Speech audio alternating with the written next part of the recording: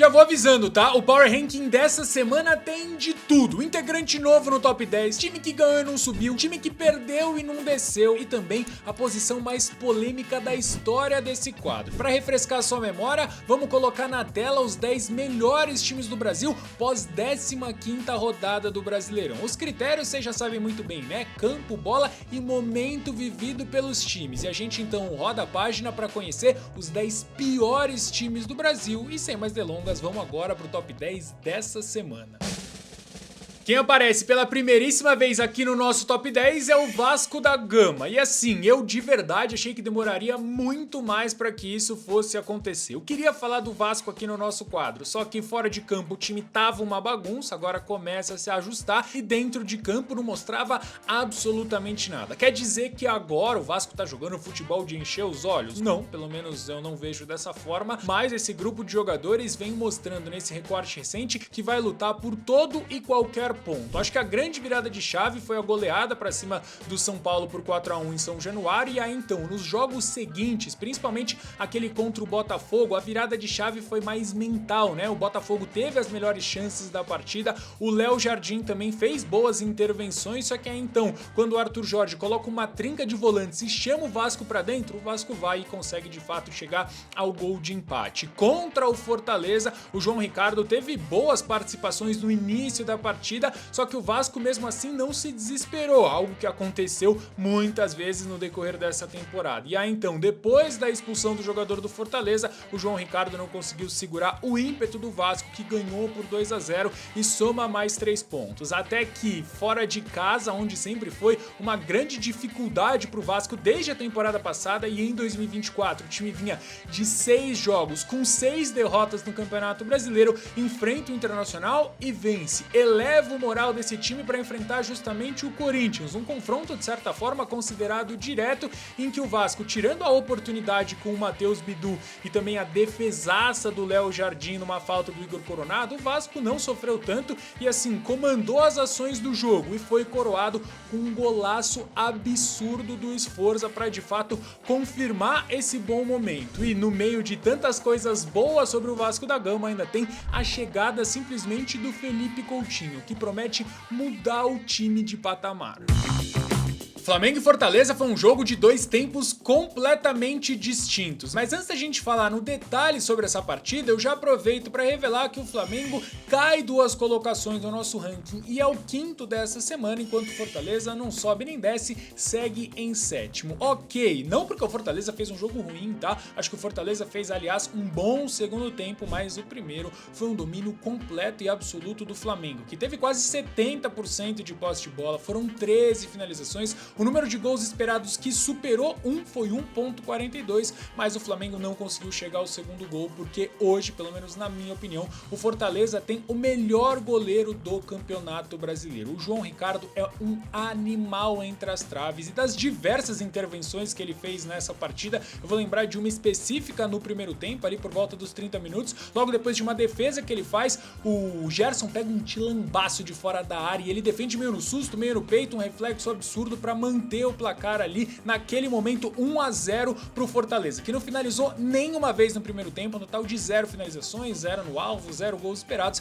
mas chega ao gol num vacilo, acho que dá pra dizer, né, um gol contra do lateral direito do Wesley, que recentemente, inclusive, renovou o seu contrato, acabou tendo um azar aí, e de cabeça, eu tenho a teoria de que todo gol contra é golaço, e pra mim esse gol do Wesley, se você for pensar pela perspectiva do atacante, é um golaço, né, a bola raspa na cabeça dele e vence o Rossi. Muito se falou também, a gente agora já entrando nas polêmicas desse primeiro tempo, muitos falou sobre um empurrão nas costas do Wesley, de fato houve um contato, mas eu não acho que foi o suficiente, enfim, para que o jogador do Flamengo ficasse completamente desequilibrado. Acho uma jogada normal, futebol é um esporte de contato. E aí então também foi falado sobre o pênalti marcado no Pedro, e pra mim, assim, estão fazendo um alvoroço por conta de um pênalti muito claro. Pra mim o pênalti é absurdo, deveria ter sido sim marcado em campo e também revisado pelo VAR. O VAR fez bem em manter a marcação do pênalti tão estão viralizando alguns ângulos ali que deixam dúvidas, mas é muito claro que o Pedro é tocado dentro da grande área, falta dentro da grande área, pênalti a favor do Flamengo, muito bem convertido pelo Pedro,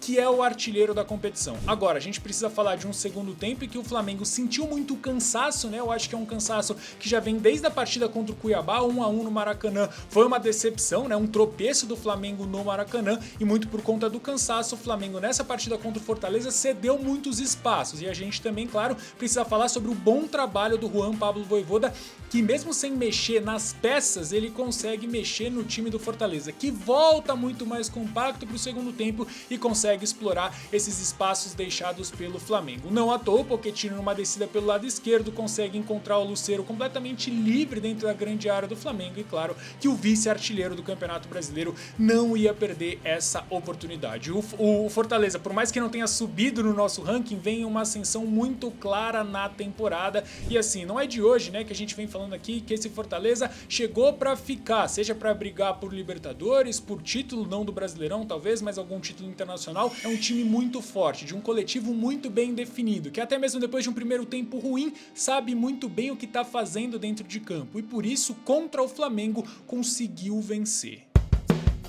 O que já era uma suspeita acabou se confirmando nessa última semana. O Juventude é o melhor time entre os gaúchos, no quesito bola jogada mesmo. Se a gente for comparar o elenco do Juventude com Grêmio e Inter, não dá nem graça, né? Mas hoje, dentre esses três times, o único que tem um coletivo de fato é a equipe do Roger Machado. A gente pode pegar também o recorte dos últimos 5 jogos e encontrar uma belíssima vitória de virada para cima do Flamengo no Alfredo Jaconi, com direito a uma atuação monumental do Rossi, talvez a melhor dele com a camisa do Flamengo até aqui, mas mesmo assim não foi o suficiente para evitar a vitória do Juventude, que também nesse recorte tem um 3-0 acachapante contra o Grêmio, mais uma vez no Alfredo Jaconi, onde o Juventude simplesmente tá invicto nesse Brasileirão. São 7 partidas com 5 vitórias e outros 2 empates. E mais recentemente, para de fato confirmar essa soberania no estado, um 2-1 contra o Internacional na Copa do Brasil e melhor ainda, jogando fora de casa, em uma partida em que se não fosse o goleiro Antony e a falta de eficácia do time do Juventude, que a gente vem batendo nessa tecla semana sim, semana também, esse 2-1 poderia ter sido até um 3 ou até mesmo um 4-1 para cima do time do Eduardo Cudê, que depois dessa partida inclusive foi mandado embora. Importantíssimo que essa vitória, aliás, tenha sido fora de casa. E por quê? Porque no recorte do Campeonato Brasileiro, o Juventude simplesmente ainda não conseguiu vencer longe do Alfredo Jaconi. A gente espera, claro, que essa vitória no Beira-Rio tenha sido a virada de chave para esse time, que tem que, assim, a gente tem que aplaudir de pé o que vem fazendo o Roger Machado e esse grupo de jogadores. É uma temporada de gente grande, de um time que acabou de subir da Série B. Desde o início do Campeonato Brasileiro, só 2 times jogaram mais vezes do que o Red Bull Bragantino, o que naturalmente quer dizer que a equipe do Pedro Caixinha está entre as que menos descansa desde o início do Brasileirão. Importante a gente ressaltar que essa semana tudo isso foi diferente, até porque a partida que eles tinham contra o Internacional foi adiada por conta do jogo entre Juventude e o Colorado na Copa do Brasil, então uma semana livre de treinamentos, importantíssimo pro planejamento e principalmente pro retorno de alguns jogadores que são fundamentais para o esquema do Pedro Caixinha. O Andrés Hurtado estava servindo a seleção venezuelana na Copa América e volta, assim como o Matheus Fernandes, mas esse especificamente estava se recuperando de uma lesão na coxa. Esses 2 caras voltam, além do Elinho, que tinha recebido o 3º cartão amarelo e cumpriu suspensão então contra o São Paulo, jogador que foi desfalque importantíssimo, é o principal jogador do Red Bull Bragantino e vive sua temporada com maior número de participação em gols na carreira, ou seja, importantíssimo ter esses 3 caras de volta, um trio de muito peso, mas a missão desses caras é bem ingrata, não só deles, como de todo o elenco do Red Bull Bragantino. Simplesmente enfrentar o Cruzeiro no Mineirão, onde o time do Fernando Seabra tá 100% de aproveitamento, 6 jogos, 6 vitórias, vocês sabem melhor do que eu, e claro, a gente também não pode deixar de olhar para a campanha do Bragantino fora de casa, o que deixa essa partida ainda mais difícil. 25% de aproveitamento, uma única vitória, e essa vitória justamente contra o Grêmio do Renato Gaúcho, que é um dos piores times do Brasil. Quer dizer que o jogo vai ser fácil pro Cruzeiro e muito difícil pro Bragantino? Não, não quer dizer, mas pelo menos na minha opinião, o Cruzeiro é o favorito. Por mais que fosse muito fácil elogiar o Cruzeiro nesse Brasileirão, tinha um único ponto que ainda perturbava o torcedor: o desempenho, mas principalmente os resultados do time do Fernando Seabra fora de casa. A gente lembra que antes dessa vitória contra o Grêmio por 2-0, uma vitória bem convincente, que inclusive eu fiz uma análise completinha e vou deixar aqui no card pra vocês, mas antes dessa vitória eram 8 jogos longe do Mineirão com uma única vitória, e essa vitória foi contra o Atlético Goianiense, que é simplesmente o pior mandante do Campeonato Brasileiro. E para um time que vai receber reforços e sonha, e não é um sonho tão distante não, tá? Sonha com uma vaga na Libertadores da América, esse time precisava vencer fora de casa. Claro que jogando em casa a gente viu, né, o que o Cruzeiro é capaz contra o Corinthians, um 3-0, uma vitória cachapante em ritmo de treino, com destaque coletivo e brilhantismo individual de alguns jogadores, Matheus Pereira, Álvaro Barreal, enfim, esse time precisava de uma atuação muito forte fora de casa e conseguiu contra um Grêmio que, assim, eu sei, não tá bem das pernas, mas o Cruzeiro fora de casa não conseguiu mostrar nada, até contra adversários talvez até piores do que o Grêmio. E aí sim a gente precisa destacar sobre essa partida especificamente alguns jogadores. O primeiro deles é o Anderson, que faz uma defesa no início do jogo que mudaria completamente o patamar se ele tivesse sofrido aquele gol. Talvez o Grêmio se enchesse de confiança, o Cruzeiro já pesasse um pouquinho pelas últimas atuações fora de casa, mas fato é que o Anderson faz uma defesa absurda, a linha de defesa foi ótima do Cruzeiro, mas o grande destaque pra mim, além do Arthur Gomes, que fez um golaço, foi o Álvaro Barreal. Já tinha marcado um gol contra o Corinthians, deu uma assistência pro Ramiro, assim, digna de manual, e participou muito também no momento sem bola. O Matheus Pereira não teve o melhor jogo tecnicamente falando, isso é bem verdade, mas ele também foi muito importante em movimentações, inclusive no lance do gol do Arthur Gomes, é ele que dá o bote. Não é tanto a dele marcar, mas a gente viu o Matheus Pereira se entregando demais. O Cruzeiro, assim, é muito fácil elogiar, como eu tava falando, e não tem jeito. Se continuar ganhando dentro de casa, onde tá 100% no Mineirão, e vencer jogos fora de casa, dá pra sonhar. A gente falou sobre a vaga com a Libertadores, mas quem sabe, os reforços, o Cruzeiro, o encaixado, a gente sabe do tamanho desse clube. Acho que dá pra sonhar com muita coisa em 2024. Eu tô pra te falar que o Bahia não jogou mal contra o Palmeiras, tá? Sai derrotado por 2-0 do Allianz Parque, mas acho que a grande derrota desse time nessa partida especificamente foi a falta de eficácia assustadora. E aqui eu não tô só falando do gol perdido pelo Jean Lucas, que acho que é algo inexplicável, né? O gol mais perdido desse Campeonato Brasileiro. E não tô deixando também claro de elogiar as boas intervenções do Everton, que foi muito bem de fato na partida, mas eu achei que os jogadores do Bahia de certa forma consagraram o goleiro do Palmeiras, tinham que ter feito um trabalho muito melhor. Algo que sim, eles conseguiram fazer contra o Atlético Paranaense na Liga Arena. Detalhe que até essa derrota do Atlético Paranaense, o Furacão só tinha perdido uma única vez jogando em casa nessa temporada. A segunda derrota foi imposta por um Bahia do Rogério Ceni, que optou por poupar 3 jogadores importantíssimos: Tassiano, Everton Ribeiro e também o Caio Alexandre. Everton Ribeiro e Caio Alexandre já vinham de uma sequência de mais de 20 jogos, dentre eles vários, se não todos, como titular. E o detalhe aí é que essa falta de eficácia apresentada contra o Palmeiras, logo aos 20 minutos praticamente a parada já parecia resolvida, né? Um 2-0 com destaque muito grande pro primeiro gol do Bahia, uma jogada de pé em pé, construída, e a gente lembra, sem Caio Alexandre e também Everton Ribeiro, 2 articuladores, óbvio que isso fica muito mais difícil. No segundo tempo o Atlético avançou suas linhas, conseguiu de fato sufocar, aí então o Marcos Felipe mais uma vez mostrando porque hoje é um dos melhores goleiros do Brasil, apesar de ter sofrido o gol, é bem verdade, mas logo que o trio de titulares entra nesse time do Bahia, o Bahia consegue controlar um pouquinho mais o jogo fica mais afeição para esse time aí, que caminha a passos larguíssimos para fazer o melhor primeiro turno da sua história. Até hoje foi em 2019 com 31 pontos, agora nesse campeonato em 2024 o Bahia já tem 30 pontos e mais alguns jogos até o final do primeiro turno, ou seja, o Bahia, meus amigos, tá demais. Eu lembro depois de uma vitória contra o Cruzeiro, 2-0 pro São Paulo no Morumbi, que eu vim aqui e falei, olha, o São Paulo não vai subir no ranking porque, na minha opinião, o placar não reflete exatamente o que foi a partida. E agora, depois da derrota do São Paulo contra o Atlético Mineiro, eu venho aqui falar o contrário. O São Paulo não desce no nosso ranking pelo mesmo motivo. Eu acho que o placar não reflete exatamente o que foi o desempenho, a atuação do São Paulo na Arena MRV. A gente precisa falar sobre alguns momentos chaves da partida. O primeiro deles, pra mim, o que foi uma falha do Rafael no gol do Vargas. Eu quero saber a sua opinião aqui embaixo, mas assim, um goleiro do nível dele, eu esperava que ele conseguisse pelo menos espalmar essa bola pra fora ou até mesmo agarrar a falta. Eu sei que era uma falta do Hulk, uma falta muito forte, mas enfim, era a minha expectativa quando eu vi a falta ser cobrada. Agora, a gente precisa falar também sobre o gol de empate do São Paulo, que vem no momento, eu acho que o Galo foi melhor nos primeiros momentos da partida até fazer o gol. Depois o São Paulo tomou as rédeas da partida, chega ao gol de empate, poderia ter ampliado esse placar com duas boas oportunidades do Ferreirinha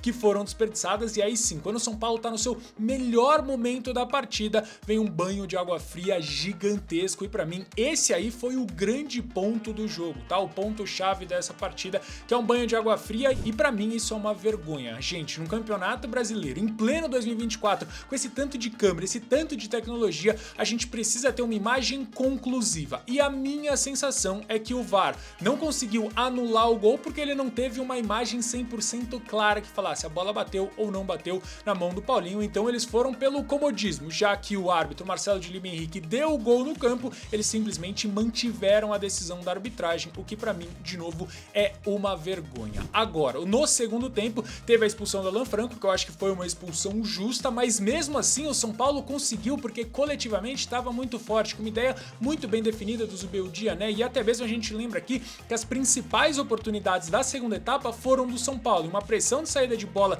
do Luiz Gustavo, ele finaliza de fora da área e aí então o Luciano não consegue completar pro fundo do gol. Pra mim o São Paulo foi bem, como eu disse, não cai no ranking por conta disso. O próximo jogo é contra o Grêmio, o São Paulo enfrenta o Grêmio no Morumbi com a força da sua torcida, o Grêmio muito mal das pernas no Campeonato Brasileiro, então pra mim São Paulo retoma aí o caminho das vitórias com mais um bom jogo, uma boa atuação contra o Grêmio que a gente espera, porque é favoritaço. Chegou o momento então da gente revelar a posição mais polêmica desse ranking. O Botafogo, que é o líder do Brasileirão, é o terceiro lugar dessa semana. E eu explico, o campo e bola do Botafogo, pelo menos na minha opinião, estão deixando a desejar nesse recorte recente de partidas. Contra o Atlético Mineiro é bem verdade que até mesmo no 11 contra 11 o Botafogo já dava sinais de que venceria a partida, mas a gente não pode também deixar de falar que a expulsão condiciona o restante do jogo, claro, a favor do Botafogo. Mas a gente pode recapitular algumas outras partidas, como por exemplo contra o Vasco, que a gente até mesmo já falou nesse vídeo, né? O Botafogo chama demais seu adversário. Contra o Cuiabá, de novo, acho que o Botafogo não fez um bom jogo e isso se repetiu mais uma vez contra o Vitória. Bem verdade, a sequência de 5 jogos de invencibilidade, só que eu acho que principalmente nesse jogo contra o Vitória, claro, a gente tem que colocar na conta também o campo muito pesado, mas eu sinto falta daquele Botafogo mais incisivo. É verdade, a gente também tem que falar sobre desfalques, mas eu acho que foi justamente quando o Botafogo conseguiu encaixar melhor a sua marcação que surgiram os principais lances da partida e claro, o gol também que o Tietê vai muito bem, né? Aproveita ali o erro de passe do zagueiro e serve o Savarino que é um animal, né? E fez muita falta, acho que isso tá muito claro. Volta da seleção venezuelana e marca 2 gols em 2 jogos pelo Botafogo. Botafogo que agora, como líder do Brasileirão, enfrenta o Palmeiras jogando em casa. E por mais que falem que é só mais um jogo, que vale só 3 pontos, a gente sabe toda a carga emocional que essa partida carrega desde o ano passado e é uma partida de virada de chave. Eu não vejo nenhum favorito, sendo bem sincero mesmo, talvez um ligeirinho favoritismo por jogar em casa, né, aquela coisa de sempre, mas assim, não é uma partida que vale 3 pontos não, é um jogo que vale muito. Se o Botafogo vence, vira uma chave absurda, se o Palmeiras vence, vira a chave pro outro lado. E claro, a gente não pode deixar de falar também que dependendo de como for a vitória, esse é aquele típico jogo que pode destruir o moral de qualquer um dos times. Chegou o momento então da gente falar sobre o primeiro colocado dessa semana, o Palmeiras de Abel Ferreira, que venceu mais uma no Campeonato Brasileiro e aliás, se a gente for pegar um recorte das últimas 10 rodadas do Brasileirão, a gente vai falar de um Palmeiras que tem 8 vitórias, um empate, que é bem verdade foi contra o Grêmio, mas pelas circunstâncias do jogo tem um gostinho de vitória e uma única derrota nesse recorte de 10 partidas, aí sim, uma derrota acachapante, um 3-0 pro Fortaleza que venceu o Palmeiras com autoridade. dificuldade. Só que hoje essa derrota especificamente parece muito mais com um acidente de percurso do que qualquer outra coisa. Até porque desde então o Palmeiras vem apresentando um bom nível de futebol. Vence o Corinthians por 2-0, um jogo que poderia ter sido até mesmo 3-4 se não fosse a expulsão do Rafael Veiga. E por mais que você me fale que o Corinthians tá mal, e de fato tá mal, a gente fala aqui semana sim, semana também, né? O clássico iguala os desiguais, mas nessa partida não foi o que aconteceu. O Bahia foi bem contra o Palmeiras, mas o Palmeiras superou. Acho que o Palmeiras foi melhor, principalmente no quesito eficácia, que é algo que assombra esse time desde a temporada passada, não à toa. Em 2023, dentre todos os 20 times do Brasileirão, o Palmeiras foi o time que mais desperdiçou chances claras, né? As grandes chances de gol. E aí, claro, a eficácia nesse jogo especificamente, a gente tem que falar sobre o Estevão. Até viraliza uma imagem do Rogério Ceni falando que não dá pra marcar, e de fato parece que não tem muito como marcar esse garoto mesmo, né? Ele arranca do campo de defesa em direção ao campo de ataque, dá um driblezinho curto no defensor do Bahia, mete uma bola, assim, no ângulo, na trinca, e é um golaço que o Estevão faz pra abrir o placar nesse jogo, que depois facilitou mais e apareceram mais espaços pro Palmeiras. E aí então a gente fala sobre esse jogo contra o Atlético Goianiense. Foi uma partida muito difícil, o Atlético Goianiense veio pra se defender, o Wagner Mancini montou uma parede e conseguiu explorar os espaços que o Palmeiras já vem deixando desde a partida contra o Juventude. Nesses contra-ataques o Palmeiras precisa ficar atento nessa transição defensiva. De qualquer forma, acho que o segundo tempo é avassalador do Palmeiras, né, que consegue definir a parada rapidinho com uma atuação do Gabriel Menino de gala, tá? Foram minutos especiais do Gabriel Menino. No segundo gol ele tem uma inversão perfeita e no terceiro gol, principalmente, eu acho que é a melhor forma do Gabriel Menino, né? Ele pressionando com vontade, com pegada, e aí sim deixa o Estevão cara a cara com o goleiro, e o gol acaba saindo contra, né, do Alex Vinícius, o zagueiro do Atlético Goianiense. É um Palmeiras que agora enfrenta um Botafogo, de fato pela liderança do Campeonato Brasileiro. Eu já falei um pouquinho sobre esse jogo, pra mim não tem favorito, mas claro, quero saber a sua opinião aqui nos comentários. Depois, é claro, de você deixar o seu like e se inscrever no nosso canal, porque já tá aí na sua tela o ranking consolidado dos 10 melhores times do Brasil hoje. Mas como eu já expliquei um por um, bora rodar essa página pra gente conhecer então os 10 piores times do Brasil. A queda mais acentuada, óbvio, é a do Internacional. Não só pelo que não vem jogando, mas também pela demissão do técnico Eduardo Cudê. Tá aí, tá explicadinho. Quaisquer dúvidas e reclamações, vocês já sabem o que fazer.